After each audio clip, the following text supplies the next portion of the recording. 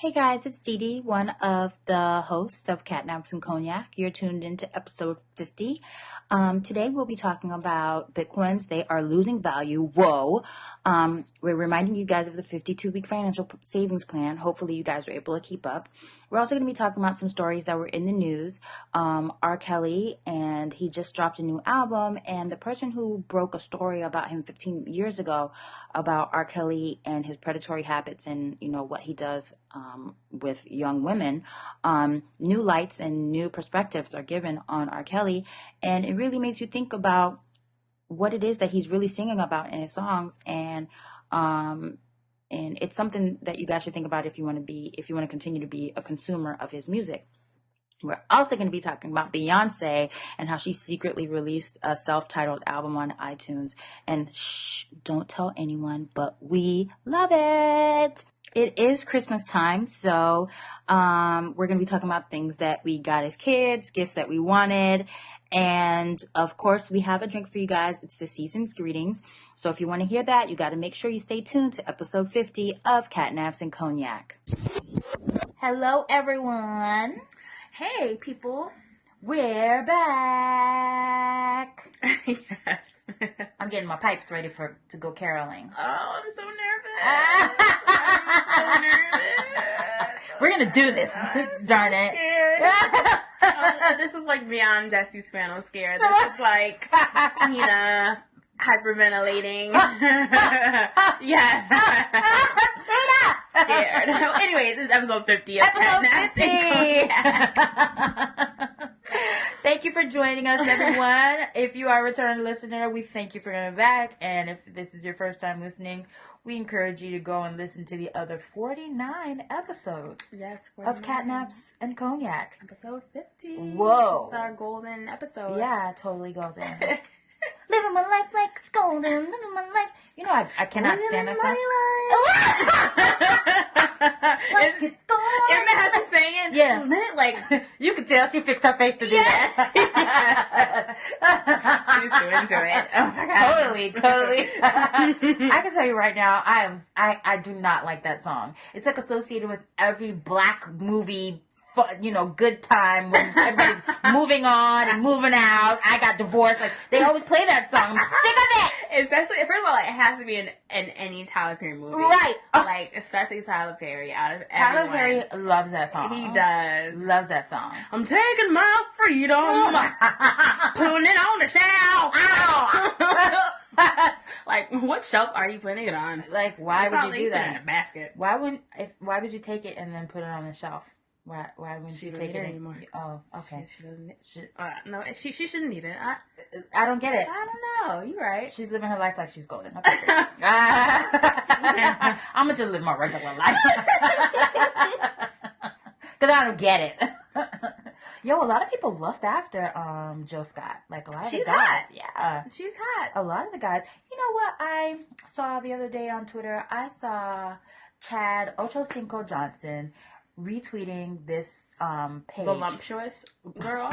He was retweeting this page called Post Big Bitches. That's what the name of the Twitter account is. Now, we've got Post Bad Beards. We've got Post Bad Cookies. We got Post everything. I think Post Bad Bitches was the first one. Yeah, Post Bad Bitches was the first one. Then Post Bad Dudes came next, or whatever. Yeah, what can girls say? Yeah, Post Bad Niggas. Like, what are we gonna call them? But whatever. who wants to call them that? And then there was Post Bad Beards. That's my all-time favorite one. I don't think that one's very degrading. Like, the other one was like Post Bad Bitches. Like, come on. I even think they have like Post Bad Nigerians. Yeah, they have it all. Post Bad Al Jazeerans, then everything. Then there's Dream Girls Only, Fit Girls Only.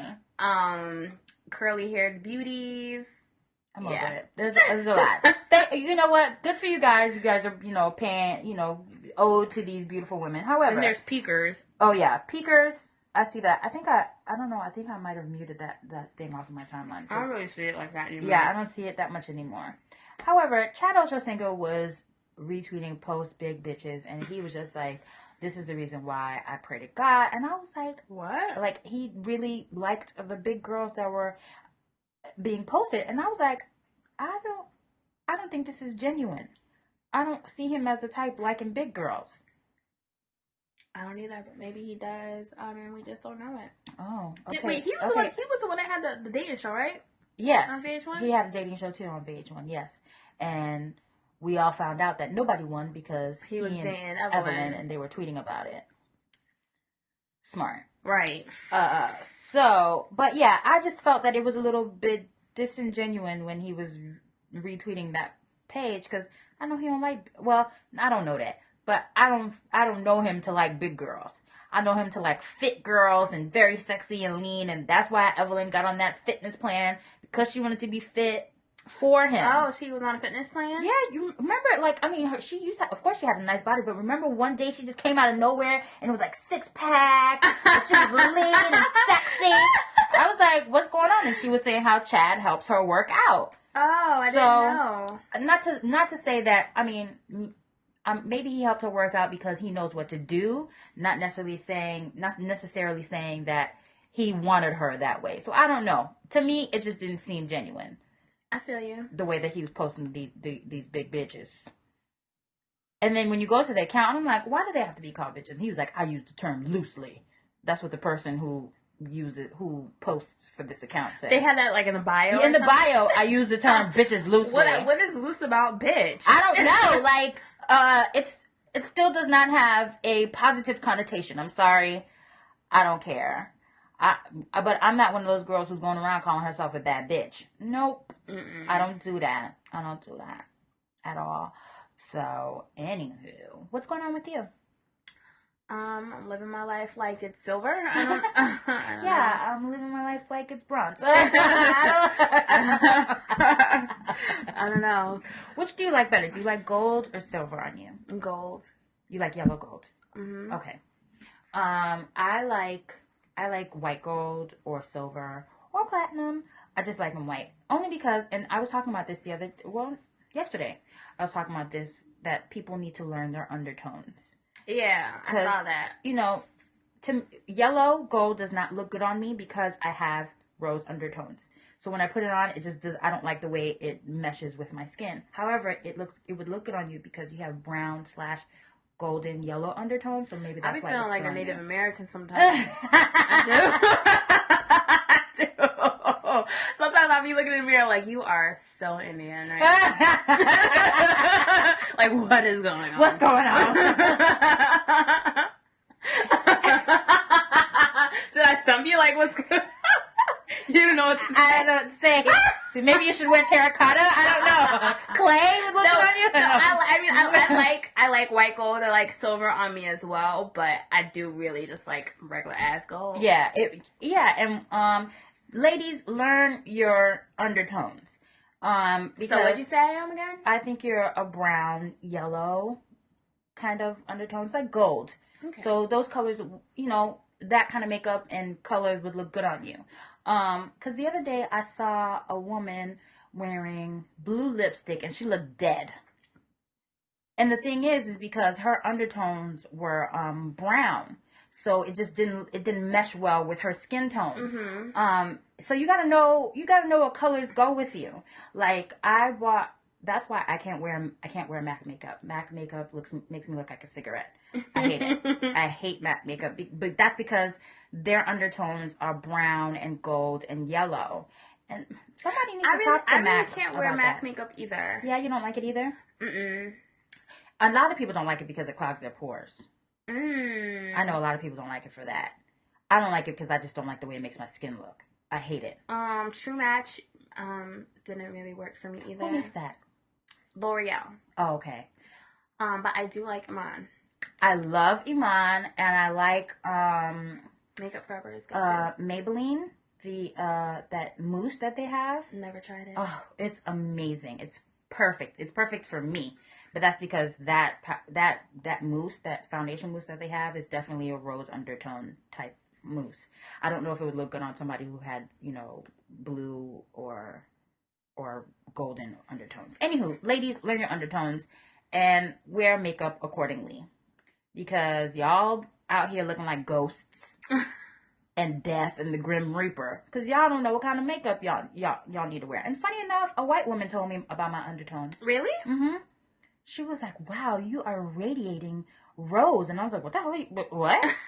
And she was like, your undertones. She was like, yes, you have brown skin, but you have pink and rose undertones. And I was like, okay. So I go home and I'm looking at myself and I was like, you know what, I see it. It's in your Color Me Beautiful book? Yeah, exactly. And so I go home and I look in the mirror and I'm like, I'm looking, and in comparison to my mother who has yellow and gold undertones, I could see it. And I was like, oh. So now, like, if and when I wear blush, I usually buy, like, the more pinky ones, not the ones that are, like, there's, like, brown blushes a little bit. I mean, they're still pink, but they have a brown base to it. I usually go towards the ones that have, like, a peach pink underbase. And it looks better on my skin. Yes. Gotcha. Yeah. So learn your undertones, people, and get it together. They say to look in here. Yeah. For your under, I'm reaching in the inner of my wrist. And they're part of her wrist. Yeah. For the undertone. So right now it's a headphone because that's my tattoo. So my undertone is a 1229. On both. I can't get away. Speaking of that, I think I'm gonna get another tattoo before the year is over. Yes, and I know what I want, so... I know what I want too, I just don't know when I want to get it. Well, then when you decide, then we'll go together. Don't wait on me. Oh, that's right. She's a Libra, she'll never figure it out. You're right. I would just know when the time is right. But I think I'm going to get one on my forearm. Nice. Yeah. I feel like that's a little bit too masculine, but I like it. You do what you want. Right? Shoot. It's your body and you can do what you want. I know my body. Anybody remember that from Cosby Show? Nobody? Hello. Tap, tap. Anybody? No? Okay. All right. It's enough fooling around. Enough fooling around. Let's get into the show. Last week, we talked about Bitcoins. Was it last week or 2 weeks ago? Maybe 2 weeks ago. We talked about Bitcoins and how they were popping, right? And I think at the time that we looked, for one Bitcoin, it cost about $1,200. Right. What's going on with Bitcoin now? Well, can we get an update? Here's an update. Remember how I told you guys this is a very volatile currency? Well, China is basically cracking down on the use of the Bitcoin and its exchange for the yuan. I don't know what the Chinese money is called, but they're cracking down on the usage of it. And because of China's crackdown, the Bitcoin has fallen. The worth has fallen 50%.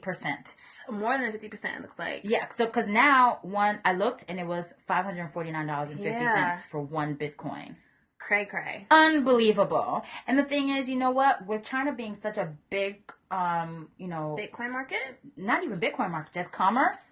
As far as like using money and things like that, if they're not using it or if they're cracking down on it, I don't foresee Bitcoins ever getting back up to that high amount again. Damn. I don't foresee it. I'm no economist or anything like that, but I don't think that it'll ever get back to that being that high. So what's so crazy about this, and we talked about it the last time, was how, if you have it one day, it could be worth this much, and then another day, it could be worth that much. Right.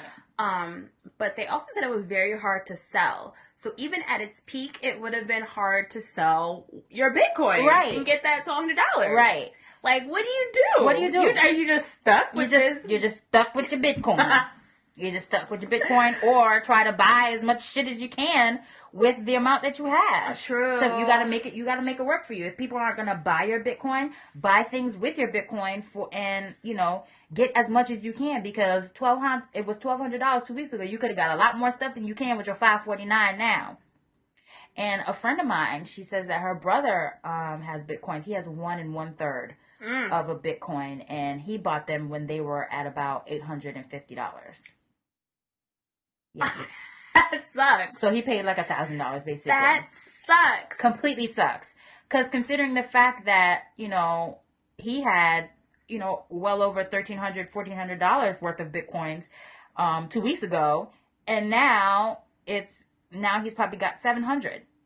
That's crazy. I'm trying to open up this page on the Washington Post, but my computer said F it, and you too. Oh. So I think it said it fell another 40%. But, What? yeah, but I'm not sure if that was just another That is nuts. post. But I think it's probably still the same. Right now it's at $527.45 according to Bitcoin Exchange. Dang, from this morning. I checked this morning and it was $5.49. Now it's $5.27. Mm-hmm. Wow. So it's just dipping and dipping and dipping. And on Business Insider, they said the Bitcoin meltdown has begun. What I told y'all. I hope none of y'all went out and bought Bitcoins. I hope y'all didn't, because I told y'all this was going to happen. I told y'all that. It's my flash, chef, y'all. My flash. So, I wonder if anybody that listens to our show has Bitcoins. And how are you guys feeling about it? Because this is cuckoo. This is nuts. But on the topic of money, a few episodes back, well, not a few, loads of episodes back, we discussed, this was earlier in the year, matter of fact, we discussed the 52-week financial challenge. And the 52-week financial challenge, for anybody who hasn't heard, basically you saved $1 for the amount of week that you were in. So in week 1, you would save 1 week. Week 2, you would save $2. Week 3, you would save $3, and so on and so forth. And by the end of the year, you should have $1,378. Right now, we're in week 51. So what you should have is $1,326 saved up so far, if you have been following the 52-week financial challenge.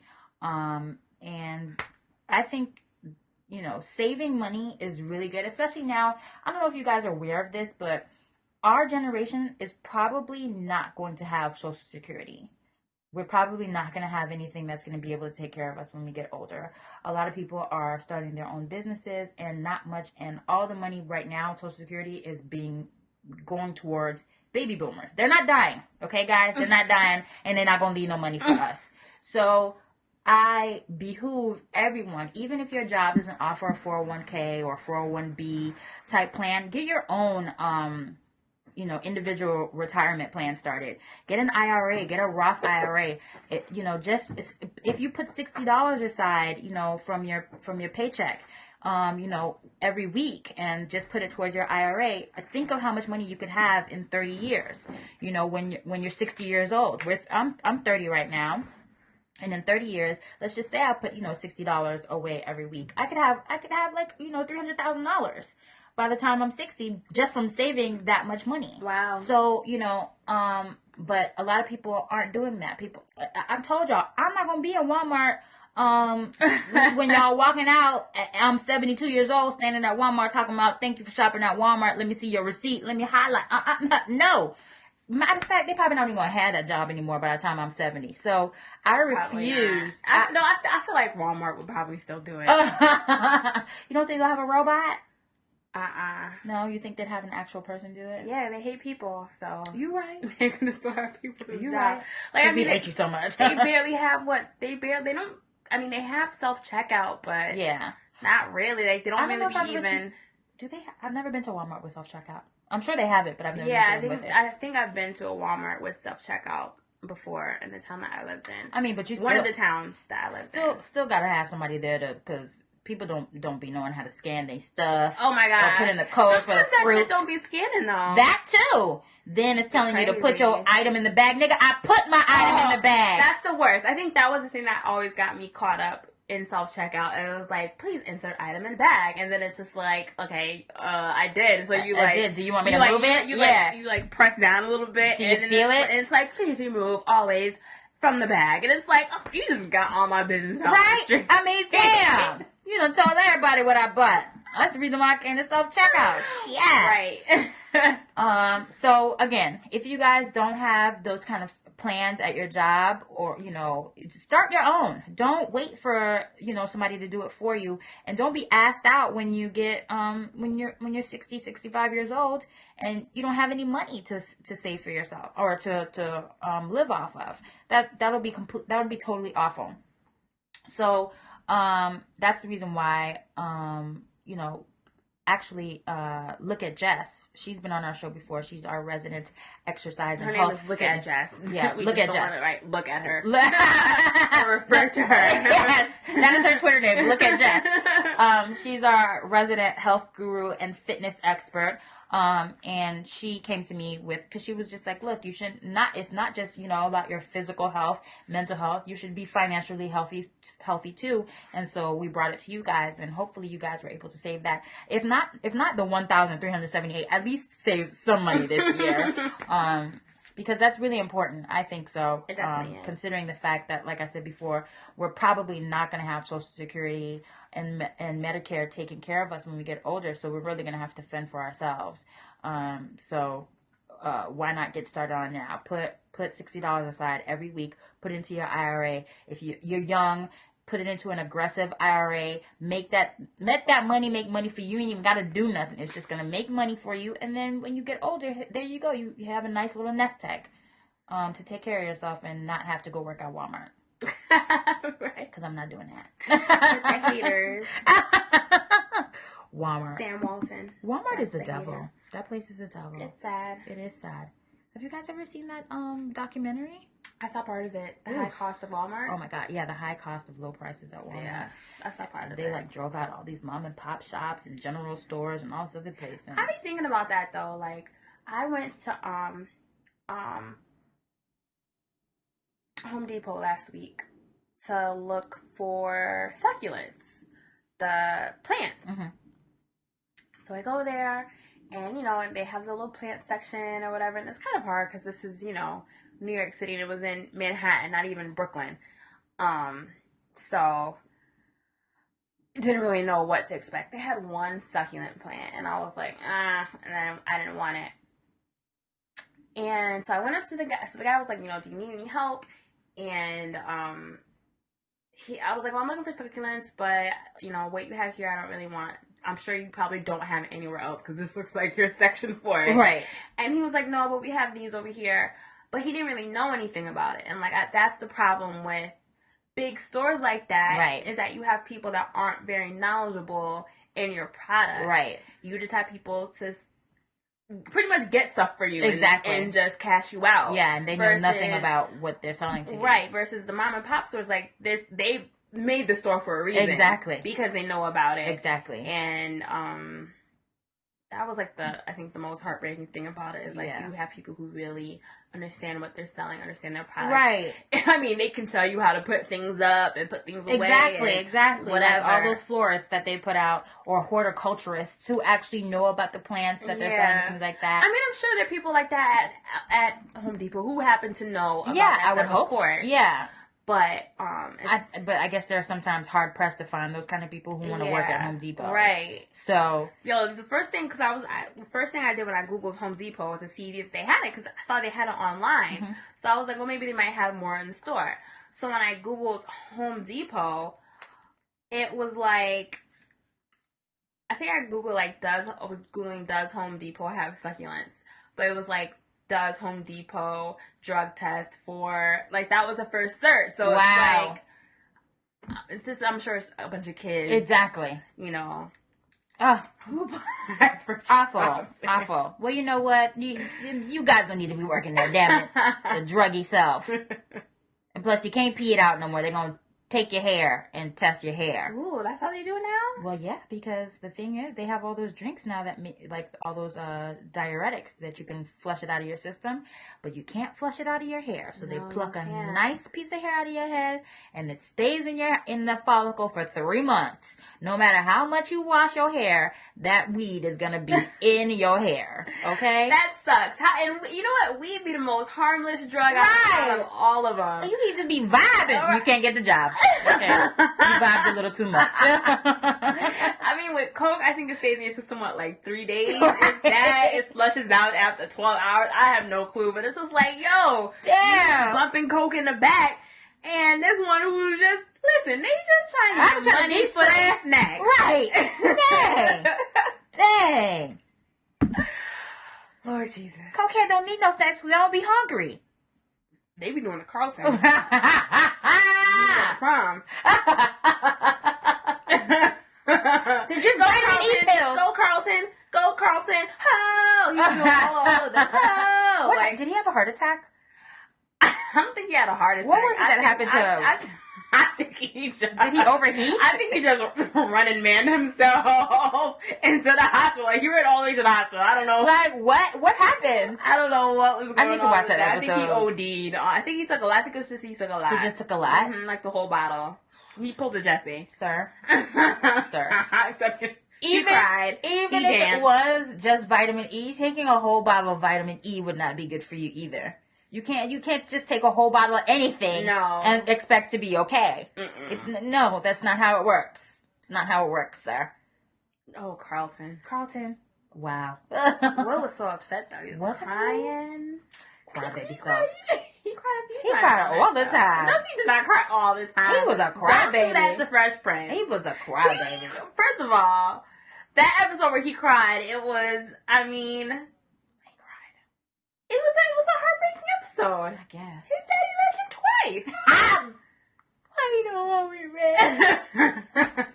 That's a classic. That's a classic line. It is a classic line. Why he don't want me red? Yeah, and then he cried for Carlton too. Did he cry for anything else? I feel like he did. I feel like he had like a teary voice when, it's always with Carlton. Carlton, what? Get your life. Yeah, always making Will cry. Yeah. Remember when he got that gun? Yes. When he was in the hospital? Yes. He didn't cry, but he was just like, you owe me, man. Yeah. And he give me the gun. That's what he would always do.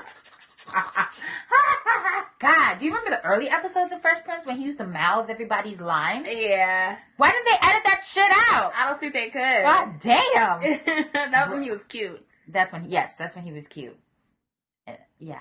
In the old house. Yes, in the old house, which was, somebody told me that was the house for another show. The old set of Fresh Prince was the house for another show. I can't remember. I don't know if it was Family Matters. No, there was Living Single for the pilot episode was the Family Matters house. Okay. But let's see, Fresh Prince house. Maybe that's what I'm confusing it with. Another show. Sorry, Google.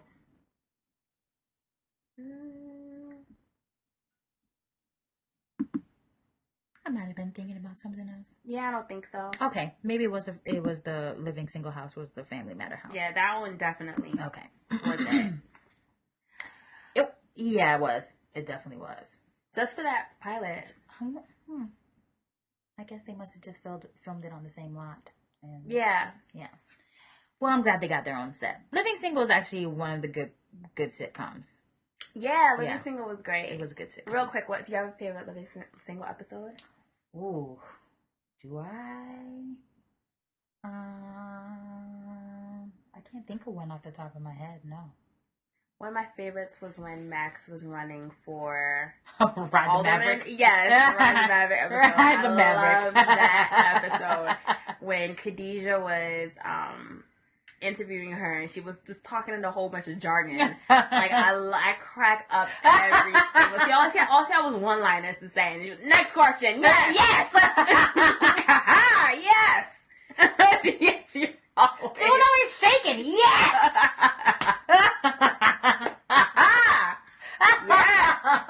I'm trying to think. Can I think of any episode that I really like, or that I they're all like melaging now. I can't even remember all of them. It's all right. Yeah, I'll think of one later. And also the one with Goldie.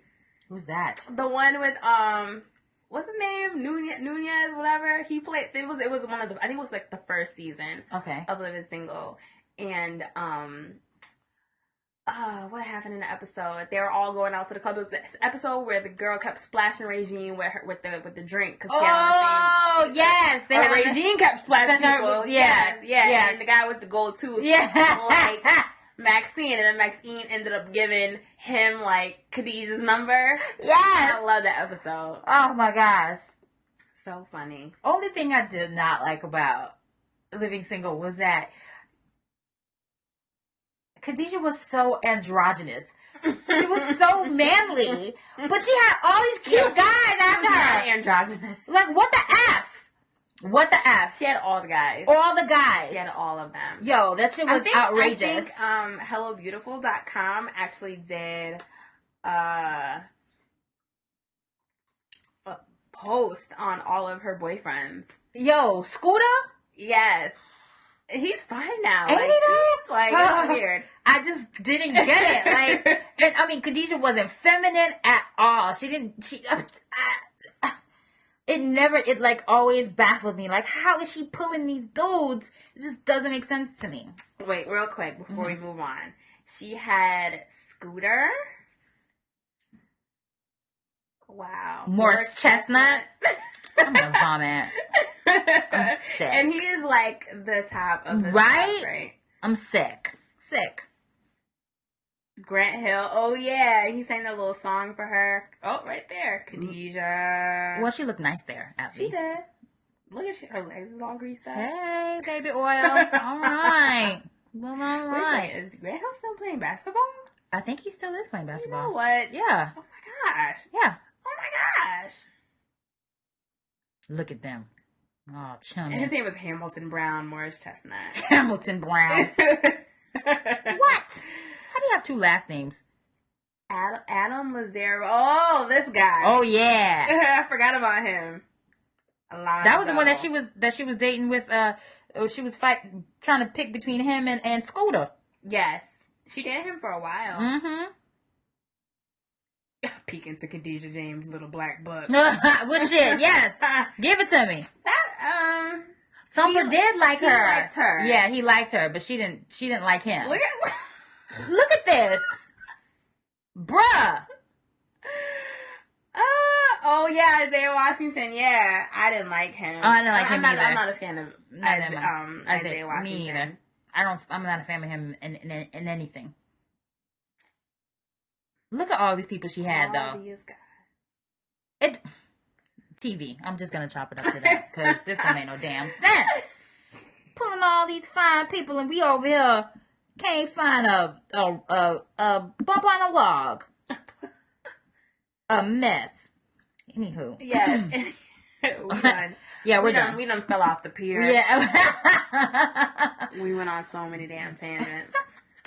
Really quick, speaking of falling off the pier, I saw today that a tourist in New York, I believe, was on his phone and he was Facebook checking updates and he fell off the pier. Sir, what? What? I hope you had a life proof on your phone. Like, what are you doing? You are literally taking a long walk on a short pier for some damn Facebook. What's going on? Where did you do that at? I need people to be more aware of their surroundings, please. Like, how did you not did you not look up at all? You just kept on walking and looking into your phone? And I feel like when you're around piers, like you're just around rocks. Right. Like, there's never, or you're in some place like California or something like that, or on the Cape. How did he do that? I don't know. I don't know either. Anywho, so in the news recently, R. Kelly was brought back up because he has a new album out, I believe. Black Panties. Black Panties. Came out last week. Yuck. Just now, just saying it, and oh, I'm gonna vomit. Anywho, so I don't know if you guys remember this or if you guys are old enough to remember this, but maybe about 15 years ago, there was a big scandal that surrounded R. Kelly and how it was brought to light that he is kind of like a pedophile. Not kind of, he is.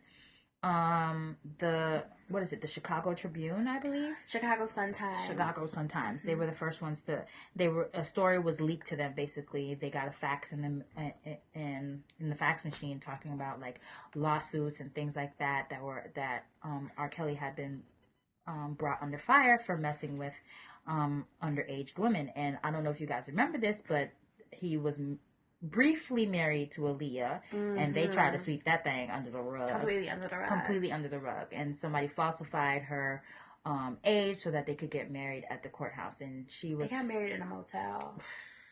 She was 15. Yeah, because they had somebody come to the motel and marry them. She was 15 at the time, and I think he was 27. Yeah, so yuck.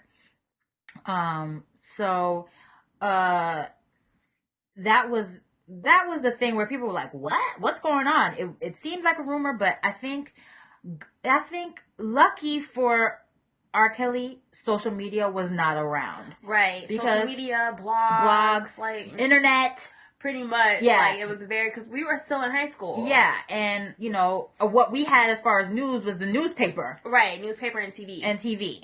So we weren't, you know, and it wasn't. radio. Right. So it wasn't like super accessible for you to just get news like that. Unless you actually worked at a, you know, newspaper.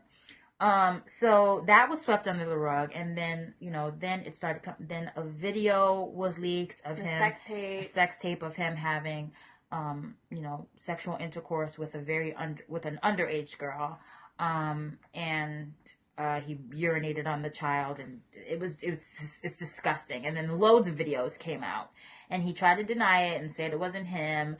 But if anybody was a real good forensic and paid attention, they would see that that house that he was in was the same house that was on BET's whatever version of Cribs that they had. I'm no forensics, but I pay attention, my nigga. I pay attention. I was like, wait a minute, that's that same jacuzzi that he was talking about in the BET show. But that's neither here nor there. So, you know, earlier this week, the Village Voice, they published an interview with the writer Jim DeRogatis, who did extensive coverage on the R. Kelly sexual assault scandal for the Sun-Times. And then he also did it for Vibe as well. So he was basically talking about how, you know, people are celebrating R. Kelly's music, and if you really you know, take his music under a microscope, sex for him is sex with 15-year-olds. Right. Like, it came out that there's been about, like, 40 girls that he's done this to, and over, like, there's been dozens of lawsuits against him. And pretty much what he just does is, like most people do, if they don't want something to come out, they'll pay them off. Settle out of court. And so what happened to the girl who he was in a sex tape with that brought on the whole child pornography case, he actually sent her and her family to the south of France. They stayed there for 6 months. She didn't testify. None of her family testified against him or was even brought to trial or anything like that. Wow. They were in France. She was 14. Yeah, because I remember they couldn't find the girl. Yeah. Nobody knew where she was. Mm-hmm. France. South of France. And they were saying that they were like a lower middle class family. Right.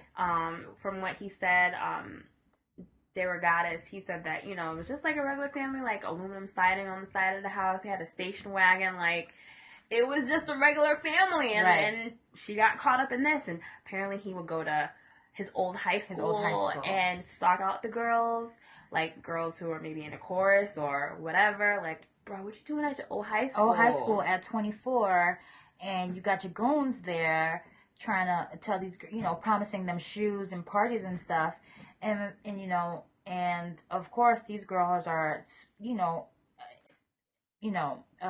mesmerized by him, especially because he's got this star power. He's R. Kelly, and people know him, and he makes music. And just because, you know, a 15-year-old's body may look developed, her brain is not developed.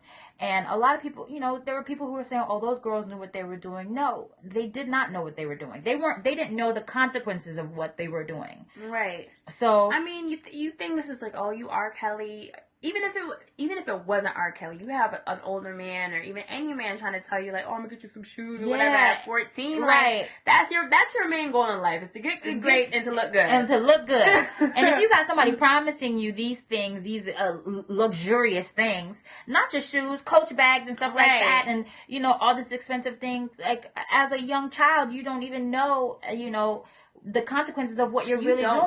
You don't think twice. People are going to go. And so there was a girl actually on Twitter who was telling her story about how he preyed on her, and her and her friends, they were outside at school, and he came by in a like an SUV, trying to talk to these girls and telling them what he was going to give them and parties and things like that. And so he asked them to sing for her, and this girl, she did sing something, but she knew that she wasn't a really good singer. And he must have noticed that of the girls in the group that she was the most vulnerable, most weak one of the group. So he focused on her. Wow. And so when she was singing and she knew she wasn't a good singer and he was like, wow, you have such a beautiful voice. She already knew that it was bullshit. Luckily for her, her smart brain, she was like, I know I can't sing. What is he telling me right now? But she realized that he was preying on her. He was a wolf licking his chops trying to get this little girl. And, this was a while back when the scandal broke out, and somebody was saying how, like, R. Kelly, he would have all these groupies, that would come, like, backstage, try to holler at him or whatever, and it'd be that one 15-year-old girl who won the tickets to, backstage. That's the girl that he would give attention to. The young girl in the corner who was kind of like, oh, I'm just, I won tickets and I'm so excited to see R. Kelly. That's who he would pay attention to. Because my thing is, like, I know you got women throwing it at you. Beautiful women, all these girls that are in your videos, I'm sure they want to give it to you, these gold diggers, but you want the 15-year-old child who doesn't know any better. That's crazy. It is crazy. When I heard that, I was like, this is sick. And so he was on Big Ticket Show on the same day that the article came out. Mm-hmm. And apparently, Ticket started to ask him about it, but he had all these metaphors. He did, and it's really sickening when you think about it. And he was talking about one of his new songs called Cookies. Oh, God, when I heard him talking about it, I honestly felt to puke. It was just gross listening to him talk about it.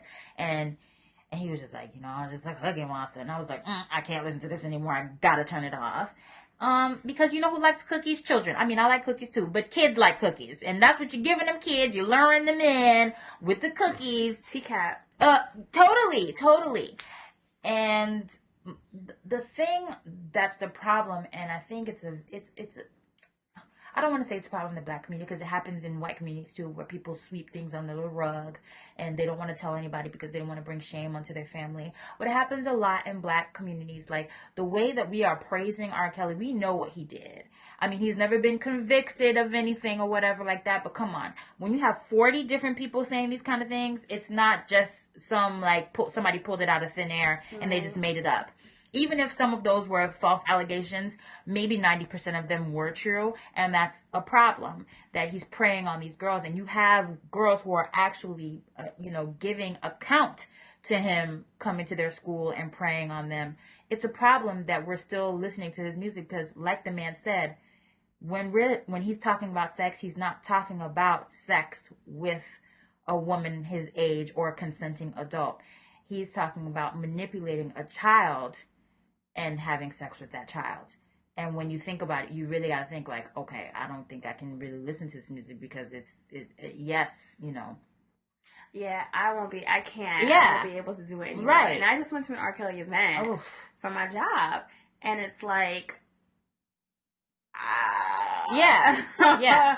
I can't. Yeah. I can't. Like, how can you scratch that image out of your mind? It's so heartbreaking to read it. Right. When I was reading the story, even worse when you read it. Like, right. Hearing it is one thing sometimes. When you actually get to take the time out to really look at this stuff and absorb it all. It made me want to cry. When I was reading it, tears welled up in my eyes. Like, it was just terrible. Because the thing is, it's like, you know what?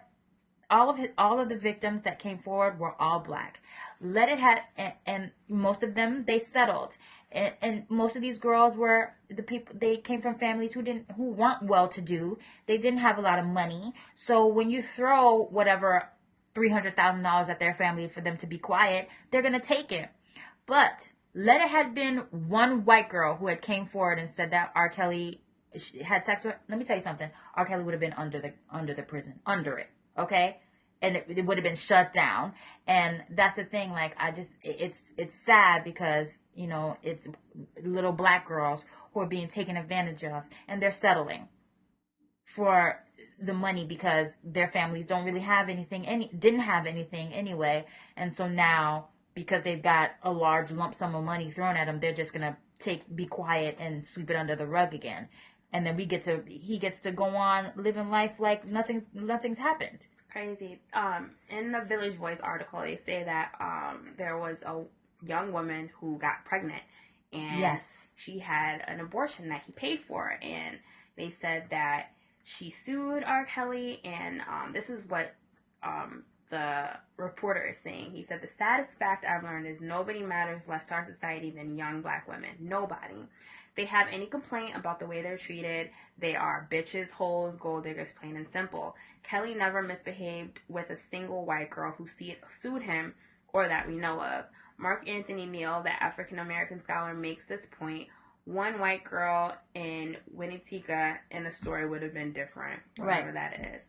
No, it was young black girls and all of them settled. They settled because they felt they could get no justice whatsoever. And they didn't have a chance. Exactly. So because of R. Kelly's star power and because his victims were all, you know, poor black girls, this is how it worked out for him. And it's really sad. It's sickening and sad. And it's just all in all, just a disenchanting story. And for it to come back to light, I'm hoping that now, because when it happened, we were all kids. And we don't know no better. Right. And so we couldn't, it wasn't like, and plus we didn't have what we have now at our fingertips to be able to go and search and find out more things about it. Right. So when we hear that, oh, R. Kelly is a pedophile, it's not like we could go on and go into Google and go search law, records or anything like that. And I think now that it's come back to light 15 years later, we can really understand and get a full grasp of what he was being accused of. And now it's up to you as a consumer of his music and a listener of his music, if you do want to continue to listen to his music knowing what you know. Right. All of this is allegations because he's never been convicted of anything, but he has settled out of court. And so take that with a grain of salt. And even when he was on Big Tigger, you asked a question, he didn't say yes, he didn't say no. Exactly. He totally evaded the question. He said, "Oh, when you a football player and you run with the what? ball, what you talking about?" It's as simple as, I wish Charlamagne would have interviewed him and said. Yes. Somebody who would have, even though I don't like Charlamagne, but I wish somebody who would have got down to the nitty gritty. He was still on the air. Yeah, and that's the thing. I don't think he would ever take interviews with those people because he knows that they would ask him that. And I don't think that those people would ever take interviews with him because his people would say, you can't ask him these kind of questions. And so it's just really awful. And again, guys, we are the buyers and the listeners of his music. And so think about it the next time, you're jamming to an R. Kelly song, what he's really singing about. Right. He's not singing about, laying candles and things like that. And now, thinking back and listening to, I don't see nothing, bump and grind. And he was like, show me some ID before I get any deep. Oh, gross. You just want to see if she was too old. Right. Oh, right. You nasty bastard. And the sad thing is, a lot of these girls are being, the reason why they settle is because they don't want to, they feel ashamed. And you see how people are like, oh, them girls knew what they was doing. They knew what they slut shaming. Right. Slut shaming. They knew what they was doing. That's what it is. Yeah, it's slut shaming. And not to say that these girls were sluts, but they're, calling these girls out and saying, oh, they knew what they was doing. They had the capacity. Like, no, just because she physically, quote unquote, knew what she was doing, mentally, she didn't have the mental capacity to understand what she was doing. And recently this came into the news. Y'all favorite person, Iyanla Van Zant. Y'all love her. Y'all want her to fix your life. Y'all know I don't like her because I think she's a fraud. She had, it was a story between two sisters who had, they've had problems because one grew up with her aunt and uncle in a very affluent way and neighborhood, and the other grew up with her crackhead mama who had 18 children and didn't take care of her very well. And the older sister is the one who lived with the affluent aunt and uncle, and when the younger sister was 14, she was pregnant or had already had a baby, I believe, at 14, and moved in with her sister. And then come to find out, the sister's boyfriend fathered 2 of her 4 children. So she got pregnant shortly thereafter moving into the house by her sister's boyfriend. And so when she's telling the story about how, he would give her gifts, and he bought her all these school clothes and things like that. Iyanla Vanzant called her a hoe. He said you was hoeing? You was hoeing. She said you was hoeing. Because she asked her, well, was he giving you anything for the sex that you were having with him? And the woman, she's a woman now, and she's like, yeah, I remember he bought me clothes when I was going back to school. He bought me everything and such and such and such. And Iyanla Vanzant called her a hoe. And at that, the girl was 15, 16. She didn't know what she was doing. Right. And it sounds like her sister was a pimp. Yeah. It's the same thing. Yeah. So her sister, who knows what was going on with her sister, and she just wanted to keep her man in the house. So she let him do whatever he wanted with her sister just so that she can continue to have a man in the house. That's how it sounded like to me. And it sounded disgusting. It sounded gross. And if she was quote unquote hoeing, she wasn't doing it not intentionally, but knowingly. It wasn't something that she wanted to do. Maybe because she said that her sister said, you got to do what you got to do. You don't have any smarts, so you got to do what you got to do to make it in the world. And if she's being fed that, and that's what she's being told to do, who's your authority figure, you guys have to remember that in these instances, the adult is the person who has the complete control. Right. Because people are like, oh, she could have said no. She could have said, I don't want to do that. Where was she going to go? Where was she going to go? What was she going to do? She was going to go back to her crackhead mama where she don't have no food, no nothing, or stay with her sister who has food and shelter and clothing for her. Is that where she was going to stay? I mean, it's a sad reality that those are your options. Look, you can have food and clothes in your back, but you got to have sex with my boyfriend. Or you can go back home to your mama where you ain't got no food and you sleeping on the floor. And it's sad that these are the options, but it's even more sad that Iyanla called her that. Even if that's what the classification is, when you sleep with somebody and you get something in return for it, yes, that's quote unquote hoeing. But she shouldn't have called her that. Because the girl did not know what she was doing at 15 and 16. And you fix her life. Right. Calling her a hoe exactly. is probably not the best thing to do. I don't think so. But I told y'all she was a fraud. She doesn't have any credentials to do what she's doing. I don't even know why she has this show. I don't understand it. But she does. And I don't see anybody. I don't know of anyone's life that she's fixed. Quote unquote. The one with Sheree was a disaster. The one with DMX was a disaster. All of them were awful. Evelyn, I don't really think she did anything with Evelyn, but just talk to her and tell her that, she was in trouble, girl. That was about it. But we all could have did that. Was that before the headbutt? That she went to go talk to her? Yeah, that was before the headbutt. Yeah, and then, matter of fact, the episode aired right after the headbutt happened.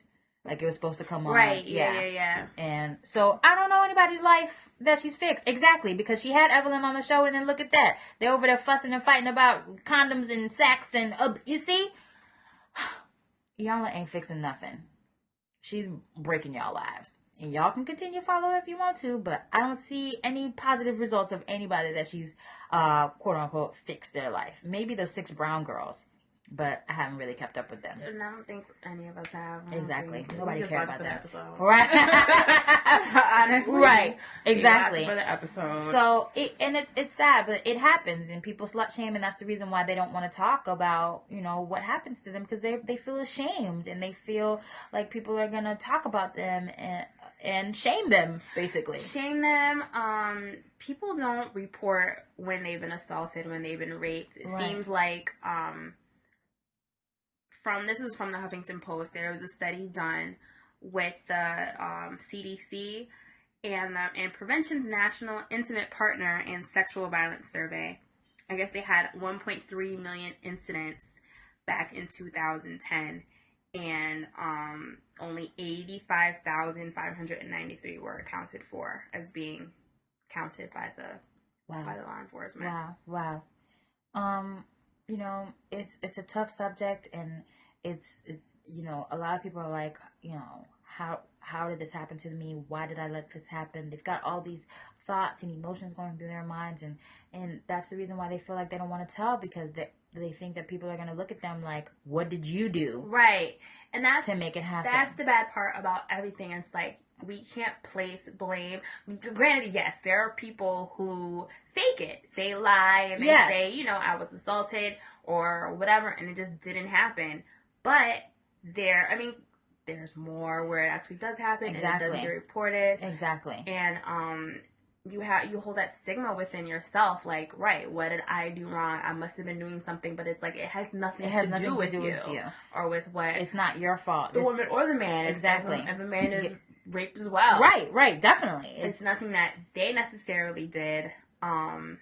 It all has to do with the abuser. Right. And so, and this is the reason why people don't want to report it. Because, again, people are like, well, what did you do to make him do that? What did you do? What were you wearing to make him... right. Like, I really hate that. Oh, that's so gross. That's really hideous. Look, if you don't have the self-control to see a woman who's dressed nicely that you can't not keep your hands off of her, then you don't need to be outside with people. You need to stay in a cave. Right. And it's just all the things that people have to deal with after they've been sexually assaulted or raped. Right. Most, not most, but a lot end up becoming drug addicts. Right. They have, of course, bouts of depression. They go through post-traumatic stress disorder, become alcoholics, tons of things.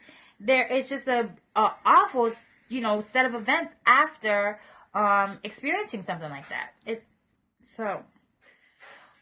Child. It's just really awful. And, bringing this whole R. Kelly thing back, it was just like, it was a real eye-opener. Because, at the time, I think I was about 18, 19 when the whole thing broke. Yeah, I was 15. So I was, of course, cognizant, and I understood what he was getting in trouble for. But now bringing it back to light, it's for the people who were, 4 years younger than me, because at 19, I'm not thinking like a 15-year-old. So the people who were 15, right? And I'm just like.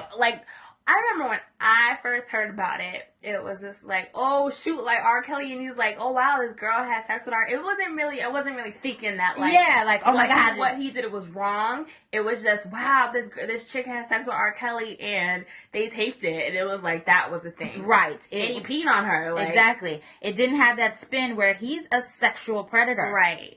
Yeah.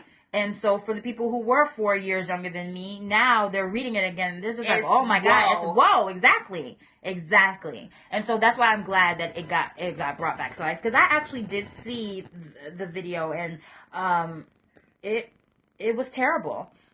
And at the end, he gives her like 2 bills. You can't, because it was grainy, it was old video. Yeah. So he gives her like 2 bills. So the most he could have given her was $200. At the end of the video, he drops some money into the, he just flings it at her.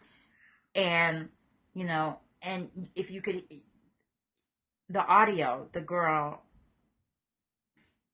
there was one point where she needs to urinate, and she says, I gotta go bathroom. That's what she said. She didn't even say, I need to use the bathroom. She said, I gotta go bathroom. That's what the girl said, and he told her to do it right there. And then, you hear, TRL in the background. Yeah, it was really crazy. And then his phone rings. Somebody calls him, and he tells her to go into the bathroom and turn on the shower. Like she was making noise or whatever. And just to drown out any noise. And he has his little phone conversation, then goes and gets her out of the bathroom and tells her to come back. And it's just it's gross. It was really gross. But she was so young, 14, young. And they said that not only there was more videos. Yeah, there was loads of them. Dozens of videos. Yeah. And I believe that one of the girls that he messed with was, remember the singer Sparkle? Mm-hmm. One of the girls was her niece. Yes, and he used to do songs with Sparkle. Mm-hmm. So, they fell out. Careful. Yeah, they fell out because of it, because one of the girls was her niece. It's sick. But, anywho, we're going to move on to something else, something more bright, and we're going to talk about another artist who is doing crazy things, but good crazy things. So, Beyonce, yeah! That's how they do it, right? Yeah. I was about to say, but you doing it. Oh, no. I like Beyonce, but I'm no Beyonce stan. I like her music. So she secretly released a video An album. A whole album. A whole album and a whole album of videos. When was this? Was this Saturday night? No, it was Friday. Going to Saturday, right? No, Thursday night. Well, Friday at midnight. Right.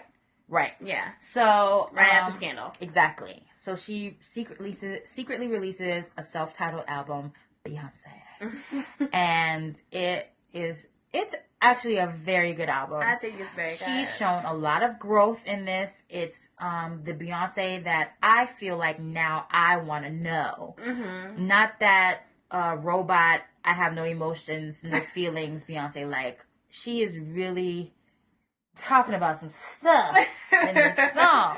Right. She's a woman. She's a woman, okay? She's a woman who has sex with her husband. As much as we don't want to think about that. Right. And she likes it. And they get nasty. Hot and nasty. They get hot and nasty.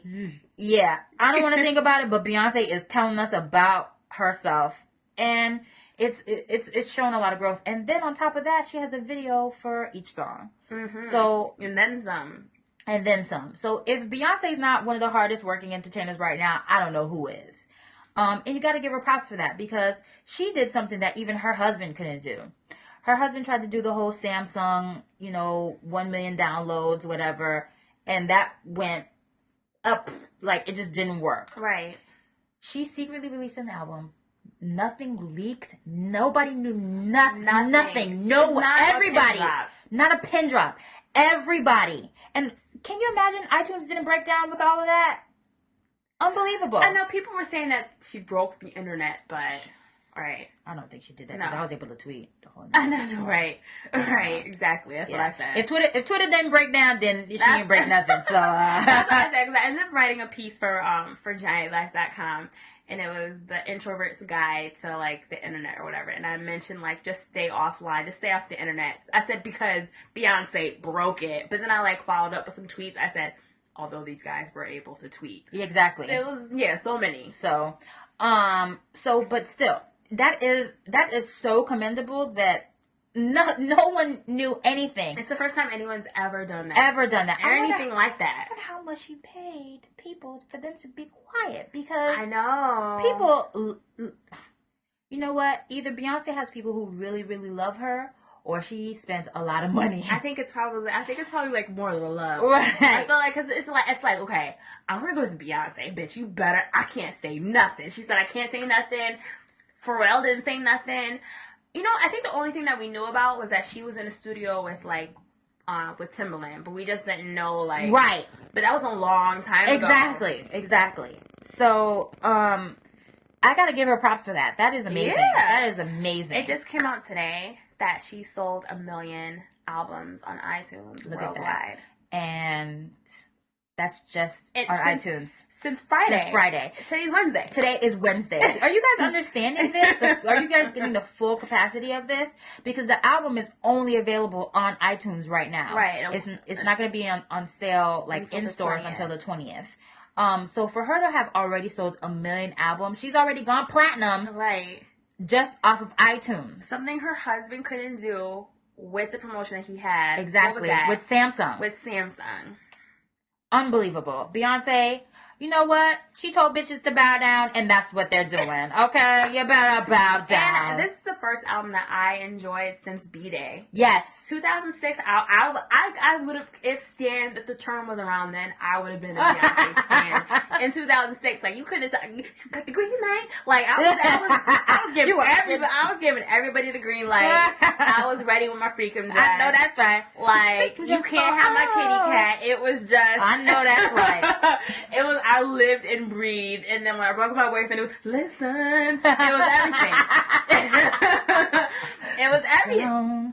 Yeah. But then after that, it was like, hold on. Right. I don't know what's going on. But, like, now it's like, oh. Yeah. I don't want to say, like, I'm a stan, but I'm a fan again. I am a fan. I'm a fan again. I thoroughly enjoyed this album. I love the videos. Yes. Like, everything about it, I absolutely love. With the exception of, like, a couple songs. Yeah. But I love it. Yeah, me too. So, Beyonce, whoop whoop. Props to you. But there are some people who have a problem with it, though. Why? People thinking that, like, she pretty much they're slut shaming her. I guess a little bit going back to what we said before. Oh boy. Yeah, saying that like, you know, she's saying, you know, Monica Lewinsky's on my dress and all this other kind of stuff. Oh boy. So yeah, so it's kind of like weird, but it's like she's a married woman. She's like 32, and I mean, if anybody did it right, she did. She got married, then had her child, and I mean, what's slutty about her? Yeah, I don't know. You can have sex when you're married. Yo, I guess I didn't read this article, but there is one called on the blog Real Colored Girls, and it says the problem with beehive bottom bitch feminism. And just to read a little bit, I'll read the first paragraph. It said, in pimp theory, a bottom bitch is one of the whore's hierarchy who rides hardest for her man. She's the rock of every hustler economy, and her primary occupation is keeping other hoes in check and getting that money. She isn't trying to elevate the status of her sister hoes. She isn't looking to transform pimp culture. The bottom bitch is a token who is allowed symbolic power, which she uses discipline, advocate for, represent, and advance the domain of the staple. In pop culture, she represents the trope of the chosen black female, loyal to her man and complicit in her own commodification. I feel like they used a thesaurus like so They much. sure did. My God. In hip-hop vernacular, she has emerged as the boss bitch or a boss, titles you hear used liberally across urban pop discourses, from the streets to the rappers to the hip-hop, basketball, and ATL housewives. What she represents is an appearance of power within structure of male dominance, but in reality, this power is merely vicarious and not a positional power in and of itself. Admittedly, bottom bitch is an unfortunate metaphor to use for framing conversations about Beyonce, but when you're married to Big Pimpin' and his cameo on your new self-titled album, coined a feminist masterpiece, is all about he gonna catch a charge. I might beat the box up like Mike. I'm Ike Turner. Baby no, I don't play. Now eat the cake. Anime said, eat the cake. Anime. You leave us no choice. When elements of the feminist community rise up to applaud your simplistic, pro-capitalistic, structurally violent sampling of feminism, the metaphor becomes even more relevant. Moreover, we're concerned that the capitalist ethics of mainstream hip-hop has seduced feminist allies into flirting with bottom bitch feminism and the silencing of those who would critique Bey and the systematic violence she represents. Wowie kazowie. That was a mouthful. A mouthful of gobbledygook. Gobbledygook. Like, what? Okay. For that, you used your thesaurus way too much. The Roget's was on and popping. Come on. Get out of here. Anywho, I like the album. And I think it's a nice body of work. I honestly do. I mean, as much as before I wouldn't want to be like, oh, Beyonce feminist, but like, gagging with the spoon. But, I mean, the album is about her taking ownership of her body, taking ownership of her sexuality. Yes. Just being comfortable in her skin. Exactly. And she's being a human. Right. She's an adult. She's not a robot. She's a grown woman, right? She can do whatever she wants.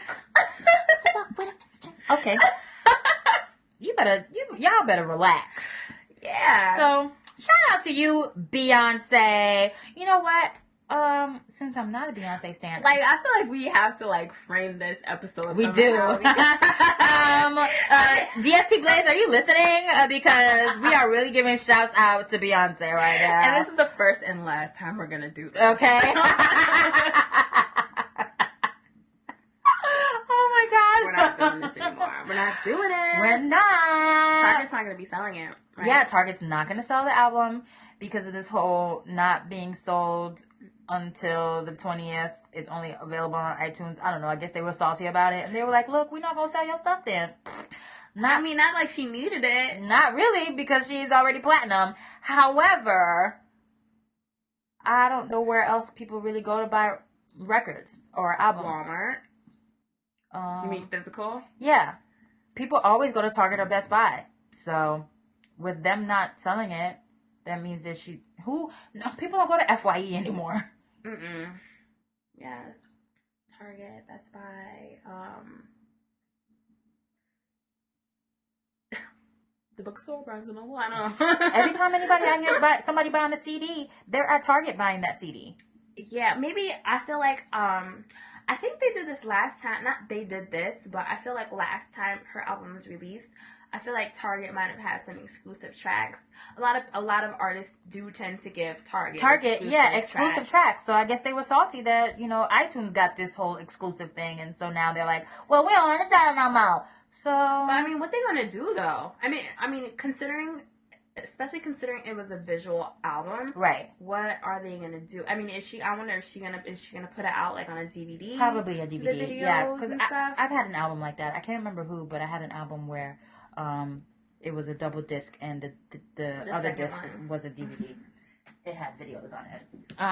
So Boohoo, and so a lot of the stands are now boycotting Target. I mean, but y'all got it though. They already got the album, right? If you a stan, right? Exactly. Okay, girl. You need a physical one. Okay, girl. I mean, child. Anywho, moving on. Guess what's next week? What's next week? Christmas. It's Christmas. My favorite time of the year. It's my favorite holiday. Is it? Yeah, I love Christmas mainly because it's around my birthday. I don't know if I would love it so much if it wasn't around my birthday. Most people whose birthday is around Christmas hate it. Not me. Because it takes away from the birthday. Not me, because I was an only child and I wish somebody would try it. No. Okay. Then people are always like, oh, did you get gypped out of gifts? No, I didn't. I did not get gypped out of gifts. Yeah, did you want me to? Because that was not going to happen. Christmas and my birthday are 4 days apart. They're completely different days.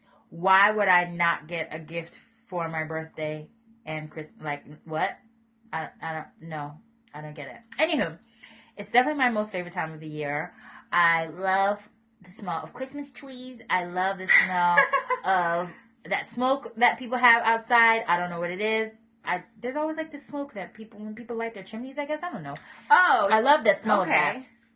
I just love Christmas. Do you like, how do you feel about the holiday? I mean, Christmas is cool. I feel like I used to like it more when I was younger, but mainly because I haven't been able to spend Christmas with my family in so long. It's just like, it's like whatever. What was your most favorite Christmas gift that you've ever got? Gosh. I'll say my most memorable. Okay. When I was such a brat. I was like 7 or 8.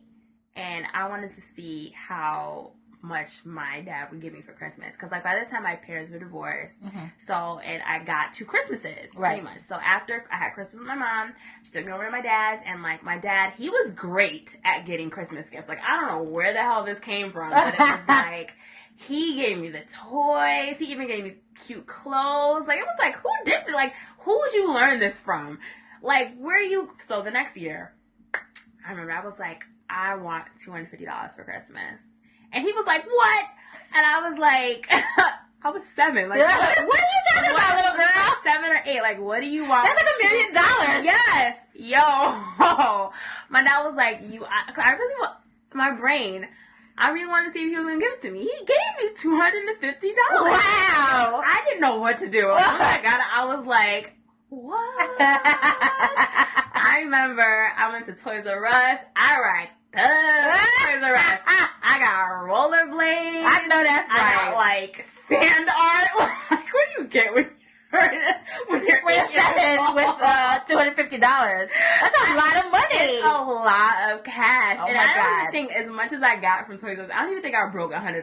Like, wow. I had crayons, like deluxe sets. It was just walking out with all these bags. I remember too. I told my mom, I was like, I'm gonna take you out for dinner. I'm gonna take my mom out for dinner. Like, okay, bottom bitch. I felt like a boss. I felt like I know that's right. An 8-year-old boss.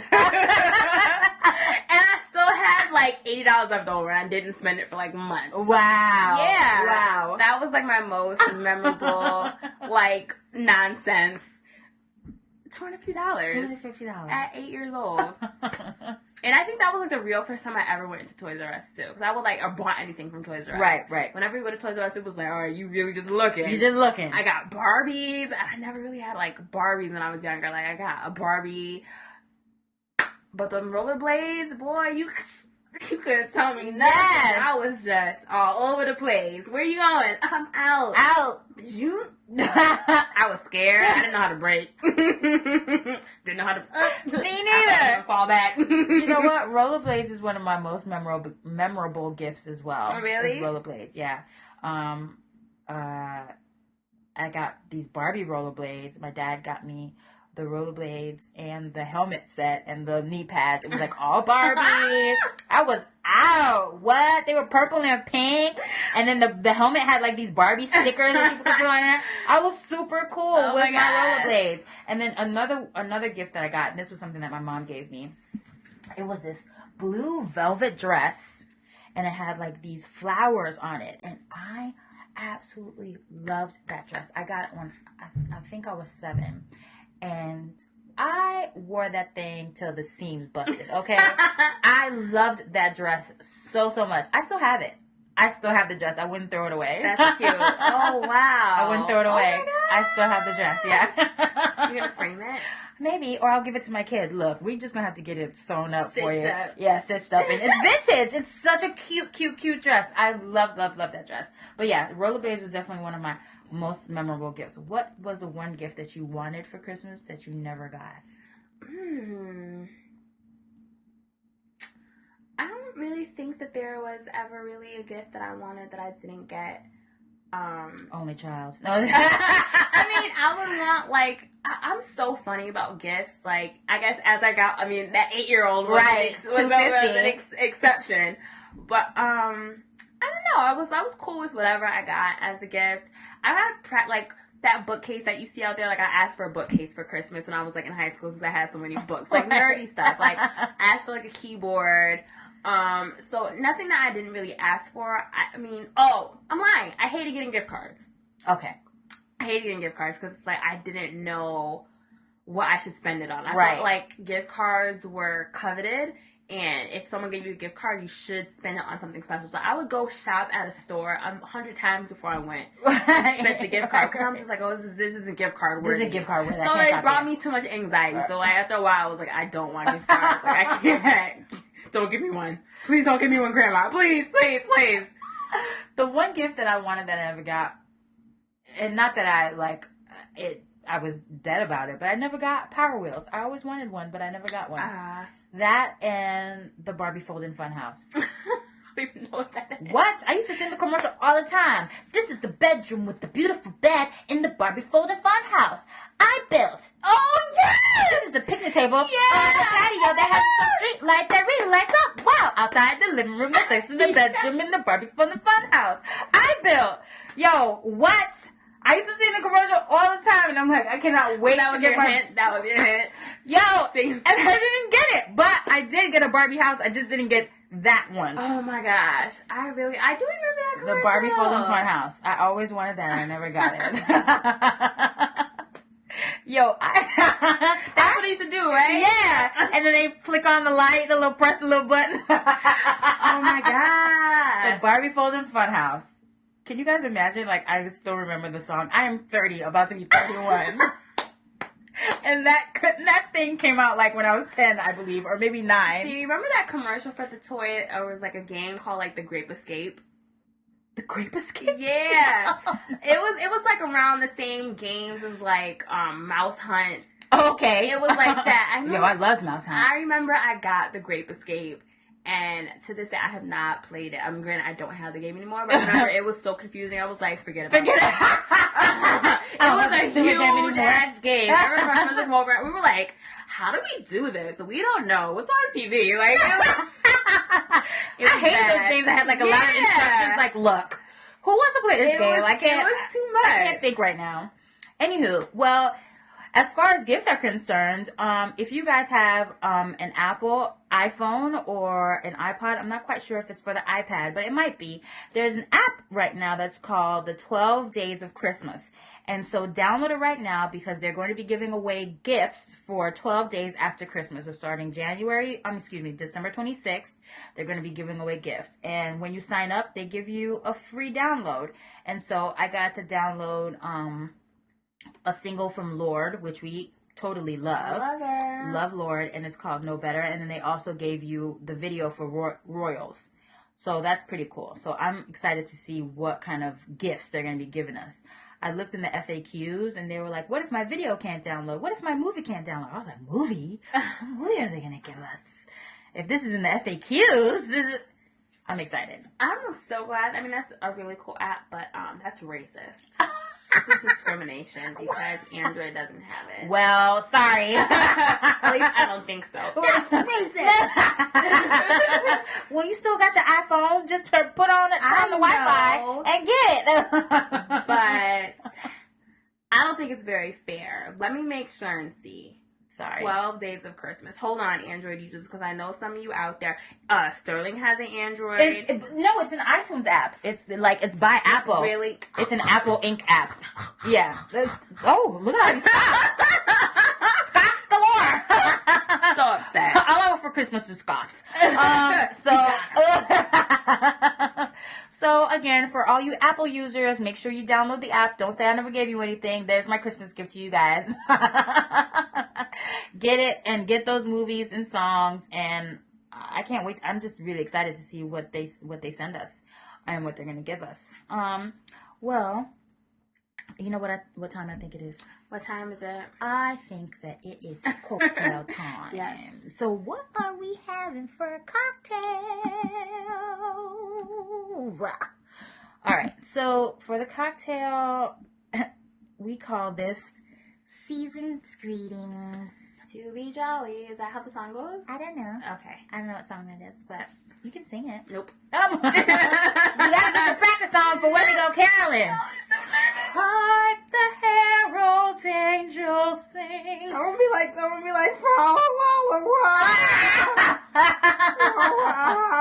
la. So bring us some sticky pudding.